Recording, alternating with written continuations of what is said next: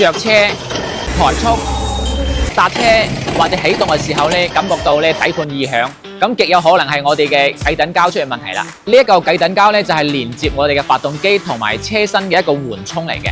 咁假如呢個繼躉膠佢老化、佢下沉，令到我哋發動機下沉，咁樣咧會產生共振，就會令到架車有異響啦。香港最多啲日本車，假如換一個機油膠嘅話咧，都係200-300。一般嘅日本車都係3個或者4個嘅啫，所以成套換落嚟嘅話咧，我哋連順將可以做到半日左右可以交車。唔同嘅車型，佢嘅配件同埋工時費都會有少少出入。